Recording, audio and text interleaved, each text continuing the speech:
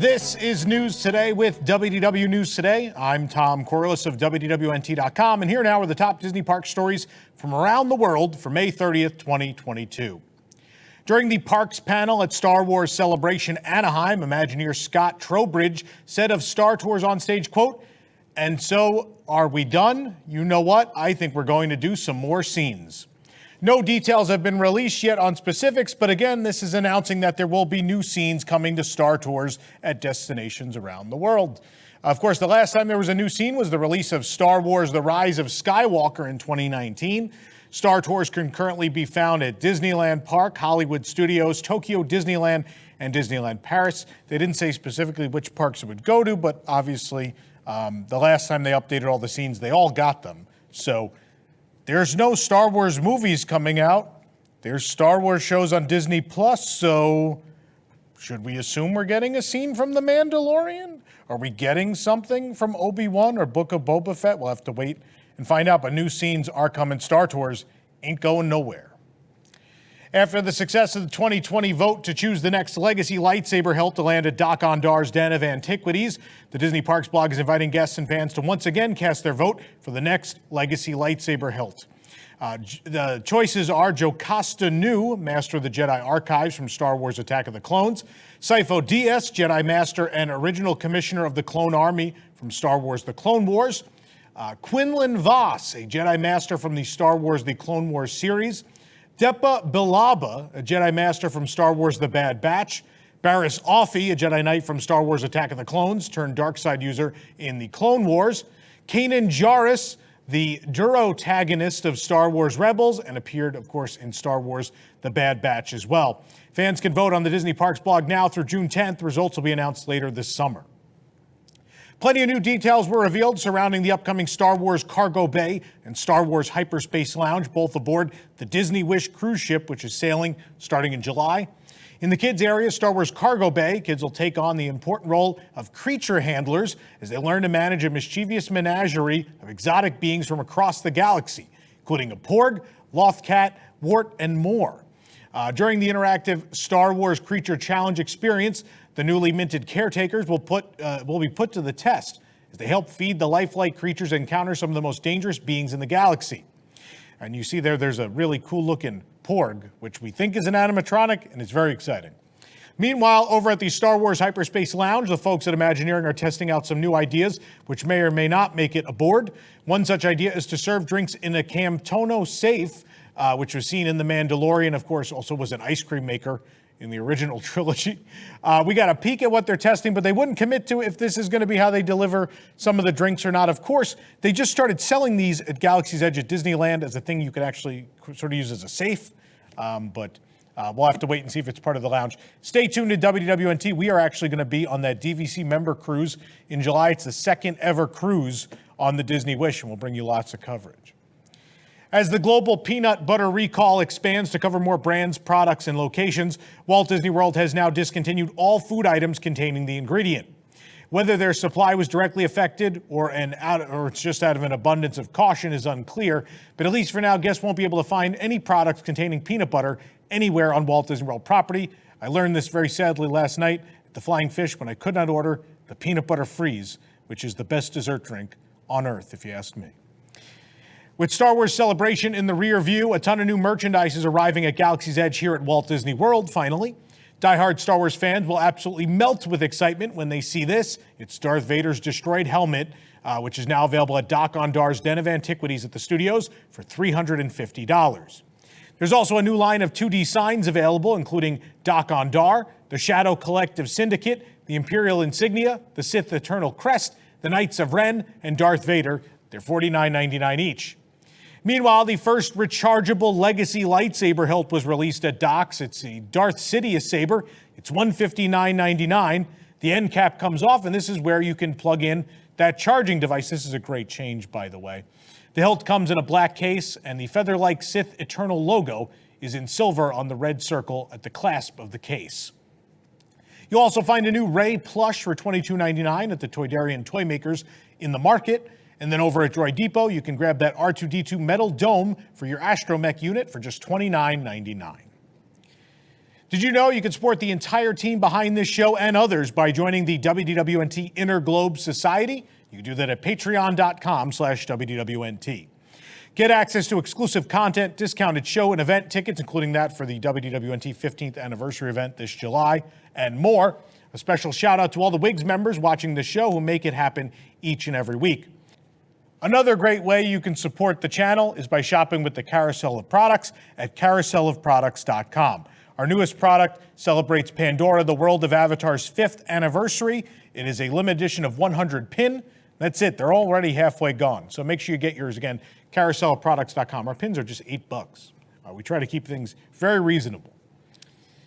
A popular new video on TikTok shows a Walt Disney World guest claiming her top violated the resort's dress code and was asked to buy a new shirt to comply, according to Fox News.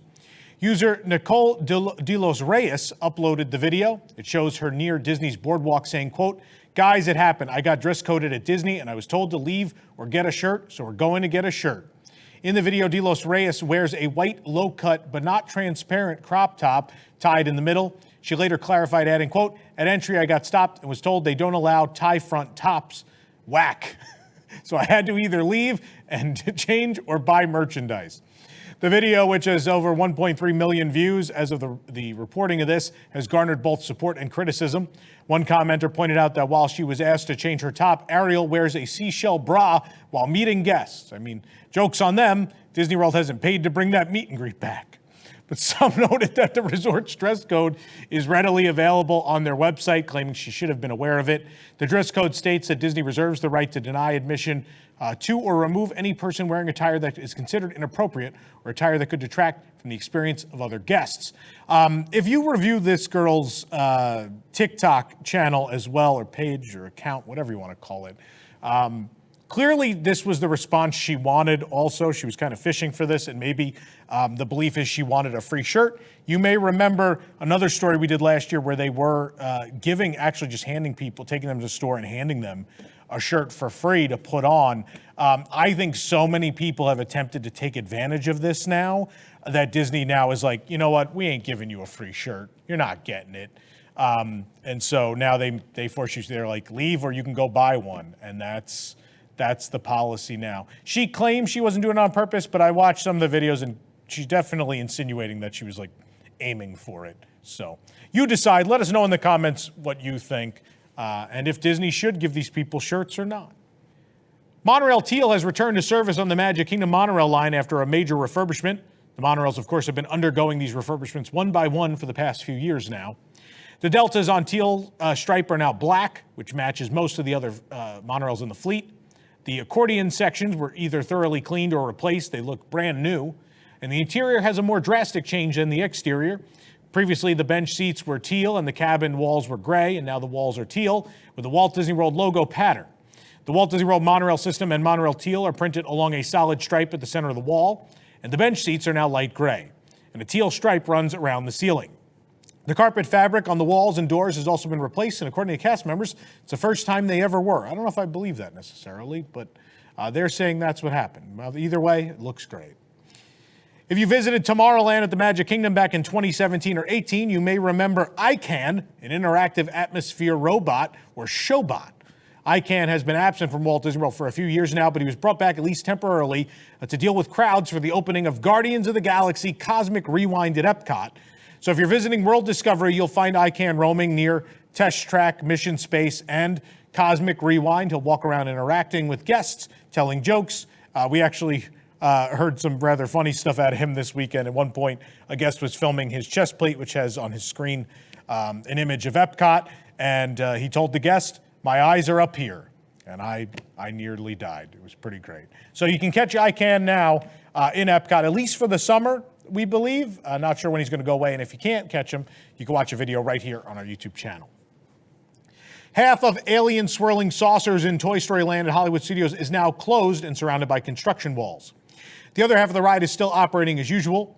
Disney did not announce this half refurbishment for the attraction, so it is believed this is unplanned. And in fact, funny enough, a couple days ago, I was on this side, and I remember turning to my partner and saying, this doesn't sound right. This vehicle's bouncing around a little bit. I don't know about this. So we'll have to see what's going on and how soon this will be back in action. It might be a repaving. I don't know what they're doing. Signage in front of the Theater in the Wild at Animal Kingdom is now covered up as the latest show nears opening. The sign previously advertised Finding Nemo the Musical, which closed forever in March of 2020. The replacement, Finding Nemo the Big Blue and Beyond, is in rehearsals ahead of its summer opening. In the photo, you can see how the theater looked back in February with the musical sign up. Now it's covered. The show will open this summer, and no date has been announced yet, but I mean, the first visible signs outside that something new is on the way. Construction is underway at Disney's Blizzard Beach water park, which remains closed for refurbishment, and a permit filed by Imagineering implies crews may be constructing a new attraction at the water park. The permit is to, quote, install show items. The contractor is Brilliant Fabrication, which has worked on other theme park projects, including Guardians of the Galaxy Cosmic Rewind. It's possible the show items are for pre-existing attractions or that they're getting a new attraction entirely. Of course, there is that big laydown yard that's happening right now outside the park where they're staging pieces for construction. Blizzard Beach was originally scheduled to reopen in March, but Disney later extended that, and it seems they're taking this opportunity either to rebuild attractions or build something completely new. As of right now, it's at least closed through November. It may open before that. We don't really know just yet. For the absolute latest Disney Parks news, head on over to WDWNT.com and follow us on all your favorite social media platforms. We're even on TikTok with a page, channel, whatever you want to call it. Although none of us are getting dress coded on there. I hate to tell you. This program is brought to you by our official travel agent sponsor, The Vacationeer, the engineers of your next magical vacation. Sit back and let their team of vacation planning experts craft your family's next trip. The best part, their services are free. Visit WDWNT.travel for details. If you're enjoying the show, be sure to like this video, subscribe to WDW News Today on YouTube for more content, and click the bell for notifications. Also, be sure to hit select all notifications so you never miss an episode of the show.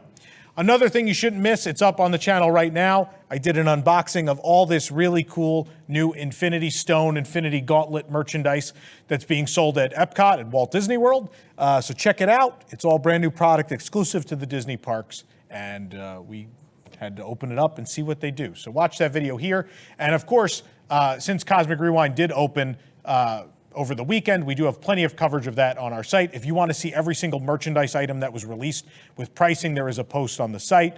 And as well, there will be a post to correspond with these products as well. So make sure you go to WDWNT.com and check all that out. For the worldwide leader in Disney Parks news, this is Tom Corless saying, enjoy the rest of your today. Have a great, big, beautiful tomorrow. Now I'm going to snap myself off the air. Nope, wrong one. Welcome to Deep in the Plus. Each week, join host Rob Whiteside and a panel of Disney superfans as they take a different movie or TV show from the Disney Plus catalog, tell you its history, details, give their review, and let you know if it's worth your time. Current shows, classic movies, and everything in between. Watch Deep in the Plus live Tuesday nights at 9 Eastern for new episodes.